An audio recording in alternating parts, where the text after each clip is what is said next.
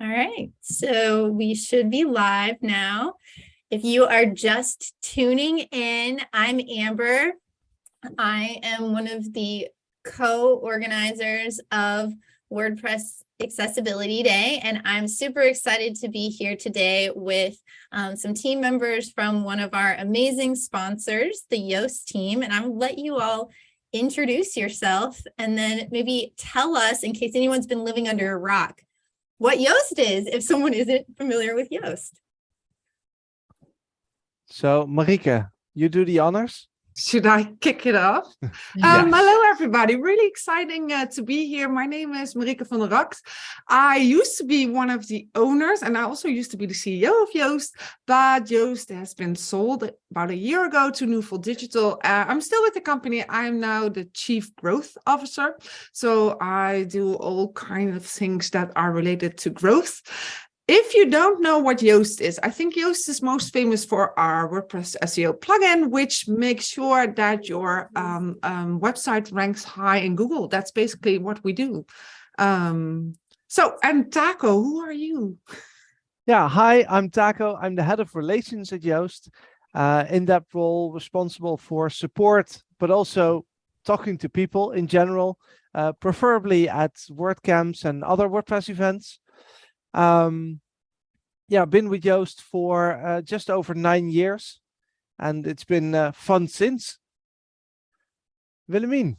Hey, thanks. Yeah, super excited to be here too. I've been with Yoast now for like 7 years, been part of the marketing team, and a big chunk of that was as a manager content. So I'm responsible for the content on Yoast.com. And yeah, that's super fun. And in that role, of course, we've written about accessibility and also made sure our own content is accessible. So yeah, that's a bit in short. So what made you all interested in sponsoring WordPress Accessibility Day? Yeah, so since I was kind of responsible for that, let me take this one. Yeah. Our mission at Yoast is SEO for everyone. And there is no everyone if your website is not accessible. So it was an easy sell, basically. We want to support those who make WordPress accessible and support those who need WordPress to be accessible. And you know, if it's accessible, it's usually also SEO friendly. So those two things go hand in hand. So even for people that don't necessarily care about making their website accessible, should do it anyway if you care about ranking high in the search engines. These things are just, well, they go well together. Yeah, so there is a lot of overlap there. Yeah. Could you maybe highlight some areas where you think making accessibility improvement, or where we've seen proof that making accessibility improvements to the website can help with better search engine ranking? Well, I think you should see Google as, well, Google is not a real person. It tries to mimic a human being, but it can't. So if you help Google to understand it, you probably are also helping people to understand it, and also people that are visually impaired, for instance, because Google kind of is that as well. Google is not that good in images, or at least not in images without text, which is an example, I think, for which is good for SEO and good for accessibility. The other one is readability. If sentences are really, really lengthy, it gets hard for everybody to read it, especially if you have to listen to text, if you use a screen reader. And that goes for Google as well. Google is not that good in reading really lengthy, hard sentences. So that's another example. Do you have other examples, Willemien or Taco? Yeah, I would say headings is a good one, because headings describe your content. So it describes what the paragraph is about, and it also helps assistive technology to help comprehend the text better. And that counts just as much for Google as it counts for assistive technology. So I think headings is a great example, and alt text for images, like Marieke said. Yeah, I think in general, all the things that provide context or descriptions, that's just good for accessibility and SEO. And there's a lot too with page speed now, right? Where that matters. And I feel like I see a lot where if there's a whole bunch of things flying in and like crazy JavaScript happening, that can be challenging for certain users with if they have traumatic brain injuries or if they get dizzy, or even low vision people. And I feel like there'd probably be an overlap there as well by removing some of that where it would help your SEO, I think, make your website go faster. Yes, and let people do what you want them to do on a site. So we were never a big fan of the slider things that come into your website or all the moving parts, because people don't know where to watch. They don't know where to look on your site and what to do. So those kind of stuff aren't good for your conversion or getting people to click on where you want to click either. So that's not a good best practice at all, not for search engine optimization, but also not for, well, just don't do that. Yeah, for And sure. especially, I was reviewing a website just the other day, and since it is autumn, they had falling leaves as JavaScript loaded. Really? Which is not only horrible as a user who can see, but it threw images with alt tags on them across the screen, have them moving all the time, and it was like 12 megs of JavaScript. So in accessibility and in SEO and in site speed and everything, it's just horrible, and don't. I feel like I haven't seen things falling down a page since like MySpace, like snowflakes. So it's crazy to me to think that somebody did that in 2022. It still exists. Yes. But people like to stand out, only sometimes they choose the wrong ways on a website. The wrong ways to stand out. Yeah. So I have really gotten a lot out of the different articles and resources that you all have on your website as I've kind of tried to improve my SEO knowledge. And I noticed somewhat recently that you have a bunch about accessibility as well, which I'll post a link for people in the recap post. But if you go on yoast.com and you just search accessibility, or there's a tag, so it's like /tag/accessibility, there's a bunch. And I was wondering if there are any articles that you all would want to highlight or that would be helpful for someone to read if they were trying to learn more about that overlap between accessibility and SEO. I think the most important one is the how to improve the accessibility of your website. The title is quite descriptive of what it is about, so I would recommend to read that one definitely, because it just gives you like some of the major points that you should definitely have on your website to make sure it's accessible.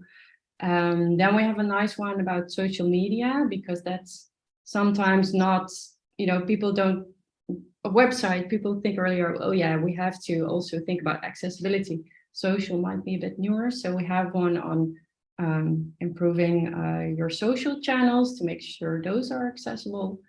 And we have one how you can use the block editor in WordPress to also check some accessibility things in your post. So I think that's also a super nice one. They're all quite, straightforward, just tips, very practical. So definitely a recommendation to read those, at least those. Awesome. Great. I'll definitely make sure to post links to those. So I know I've definitely found a lot that was helpful.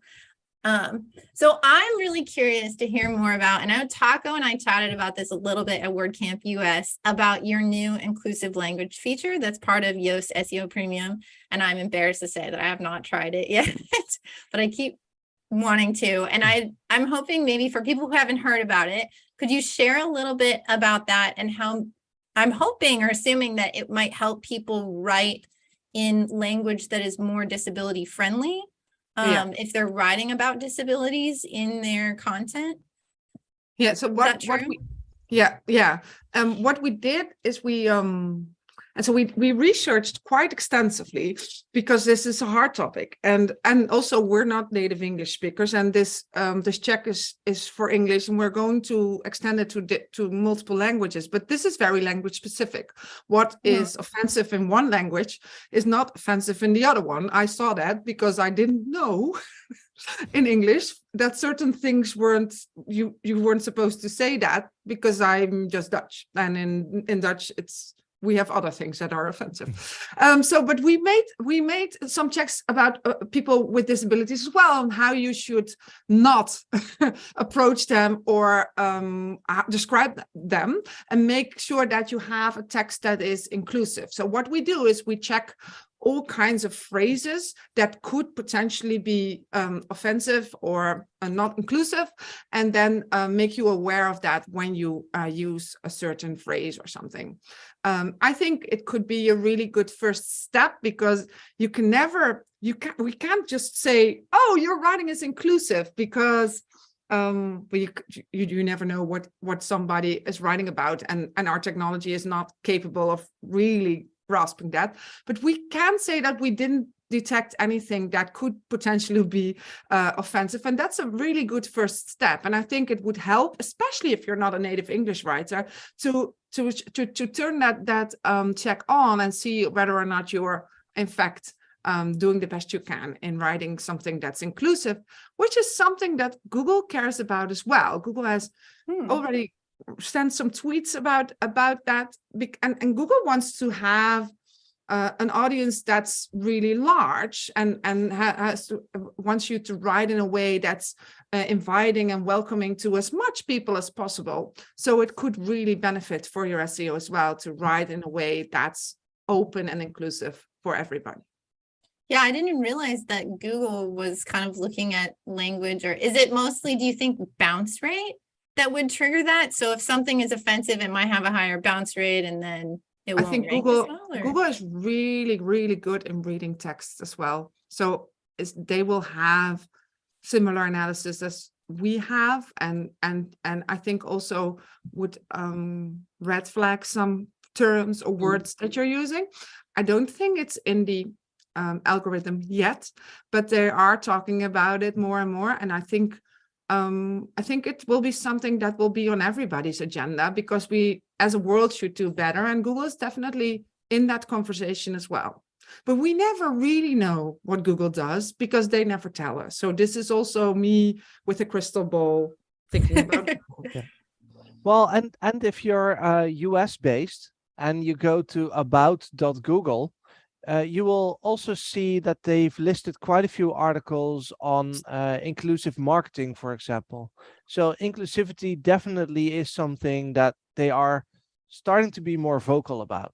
So it's not just a crystal ball, Marieke. No, it's not. But so if I say something now, and then someone else said, but Marieke from Yoast said that, and then I have to defend myself on Twitter again. It also ties in nicely with the helpful content update, I think. Yeah. You want to make helpful content by people, for people, and then make it accessible to everyone. So for everyone. Inclusive. Yeah, so for everyone. So I think it aligns nicely with what the other things they do. Yeah. So does it just catch words, or is it able to detect phrases too? The latter. So the latter phrases. Yeah.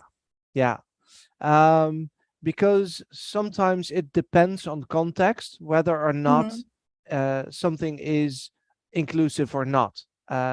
Things I've learned is that the term seniors, referring to senior citizens, is not quite okay. Whereas you're talking about a senior in high school, that's obviously okay. So it is context dependent, and we're doing a pretty good job to keep that context in mind when giving the tips. That's neat. And so can you tease what languages might be coming next, or not yet? I think they're talking about Dutch, because that's our native language, which makes it easier for us.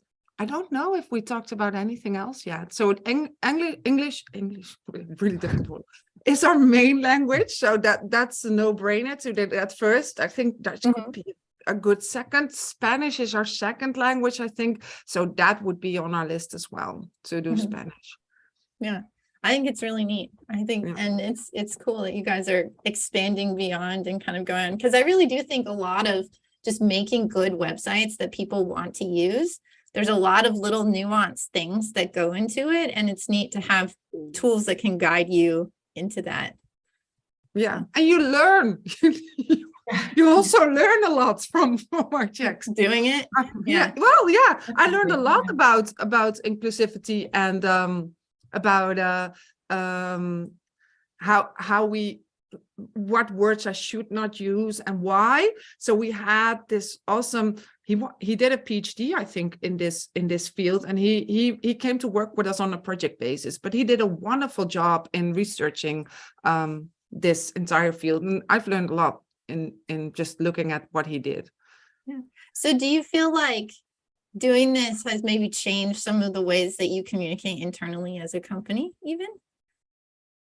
We're really aware. Yeah, we maybe became even more aware. Yeah.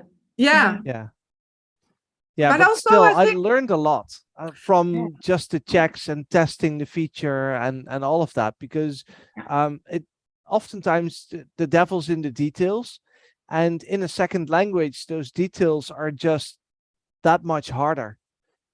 So yeah, I keep learning from our own plugin. That's great. So I'm curious, is there anything, because you guys have what would be maybe a bigger company in the WordPress space. So I'm assuming you have a sort of diverse employee base. Is there anything that Yoast is doing to better support people with disabilities, either on your website or in your own company, that maybe other companies could learn from? We talked about this today. And then I think if I look at what we're doing a really great job, because we look at every individual and make sure that they get what they need. So if we have someone who is not able to work behind a desk all day long, but is working with Yoast, then we'll just figure out how to make that work. So maybe she or he could do other tasks or something like that. So I think we do a great job in that.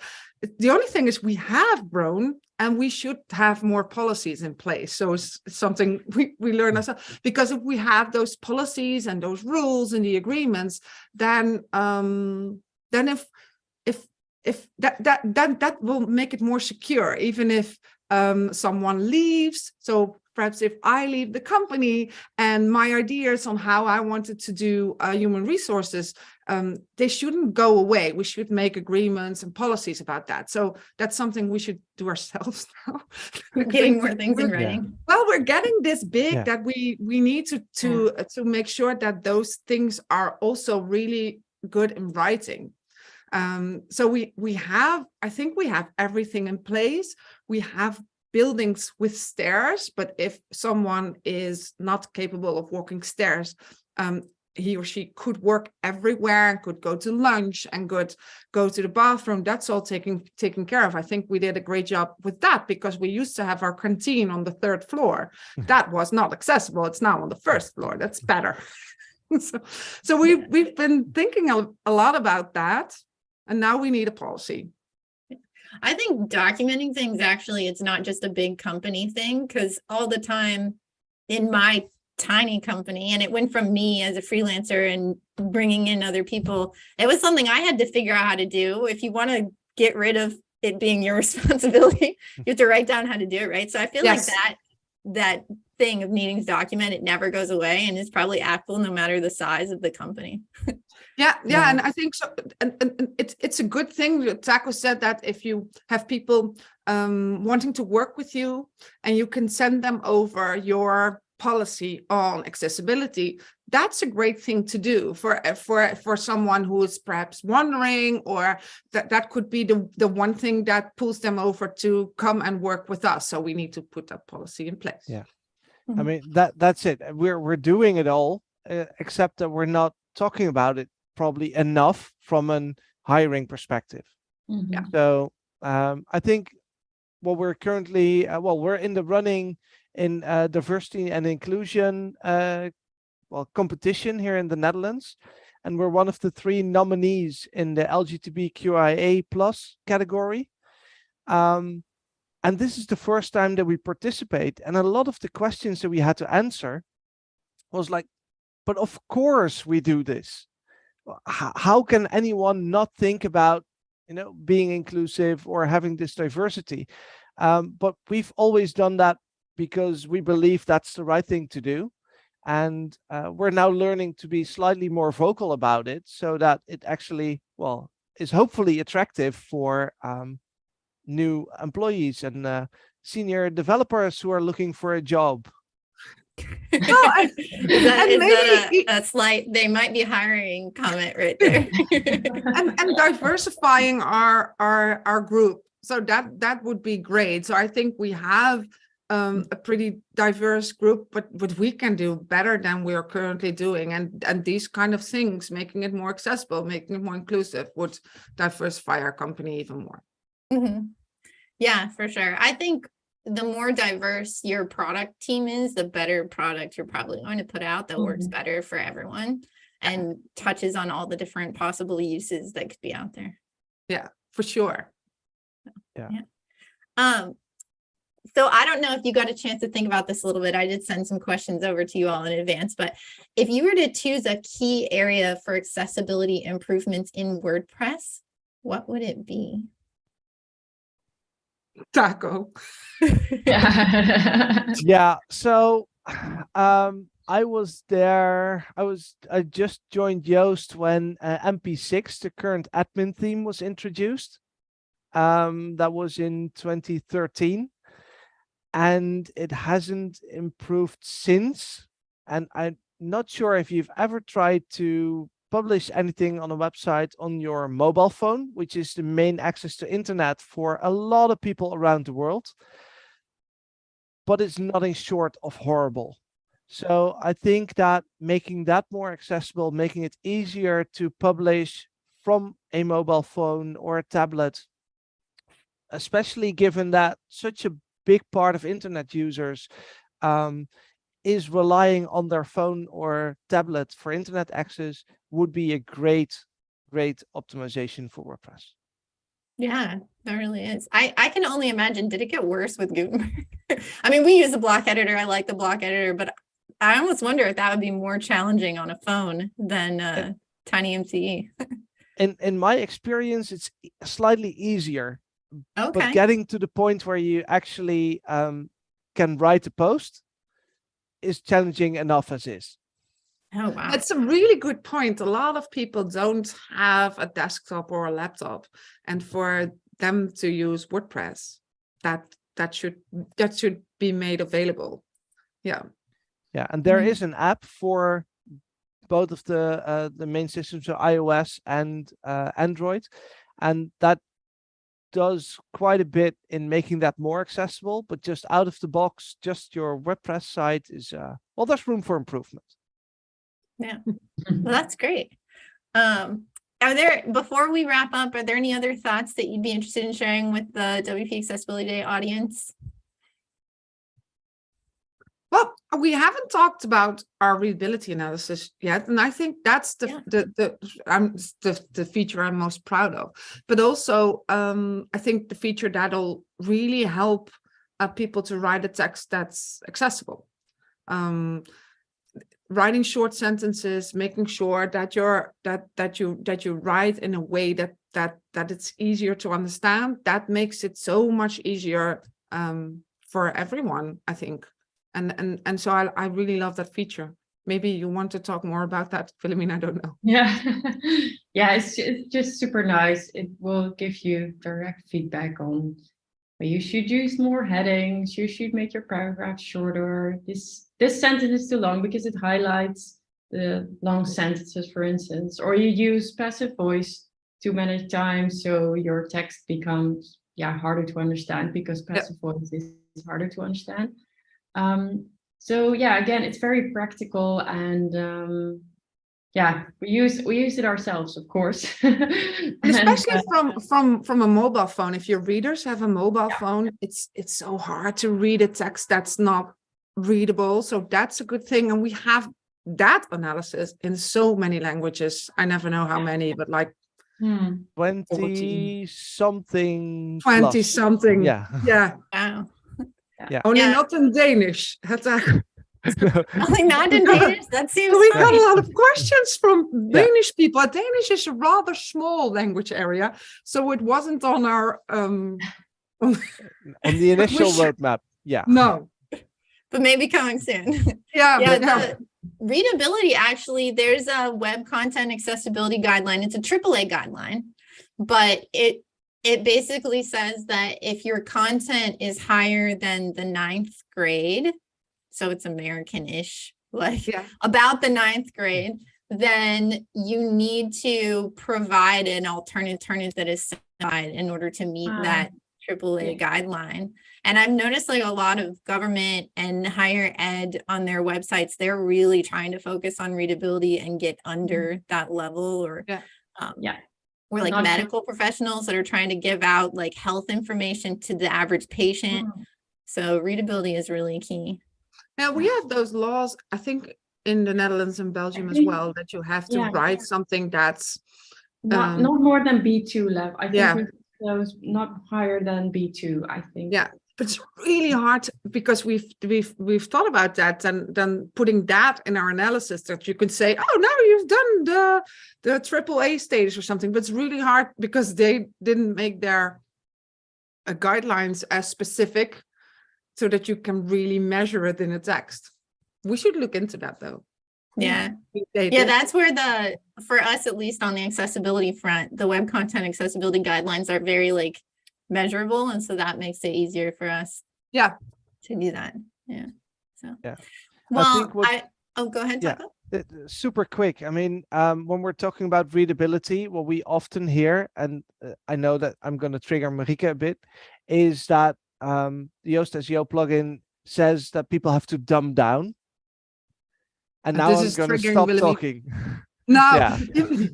So you don't have to write, you don't have to dumb down your text. And so I did a PhD, and my PhD thesis is okayed by our readability analysis. You can, because writing short sentences has nothing to do with not being able to write about a difficult topic. It's just, if the topic itself is difficult, the text, the readability of your text shouldn't make it more difficult. So especially when you're writing about something difficult, make sure that people actually understand. And that's what I wanted to say. I'm going to rant about that. It's really possible to write something about a really difficult topic and then do it in a way that a lot of people understand. It's hard, but it's doable. And I think it pays off, especially for web texts. This was my rant. Thank you, Taco. Yeah, so if everyone takes anything away from this, go check your text for readability. That's in both the free and the premium versions of Yoast. Yes. And you can get a separate little, I don't know if you guys call them, just like a stoplight. That's kind of what I think of it. With That's what it is. Green, yellow, red, or orange. But for readability, and I think it's something that I use as well. So it's very helpful. But well, if anyone wants to learn more about Yoast or try out your products, what's the best way for people to get more information, or where should they go? Yoast.com.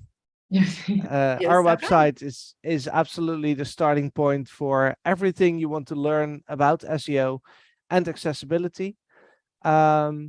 And if you want to do more courses and learn more about SEO, we also have a Yoast SEO Academy with a lot of free courses on it as well. So just sign up for that and get started learning. Well, thank you, all of you, for joining me and chatting with me about SEO and accessibility. And for everyone, just a quick reminder, WordPress Accessibility Day is November 2nd through 3rd. It's a 24-hour conference. So there should be talks that work no matter what time zone you're in, and it is free to register, and registration is now open. And thank you again to Yoast for sponsoring and help making it possible. Great. Thanks so much for Thank having you. us today. Yeah. Bye. Really fun being here.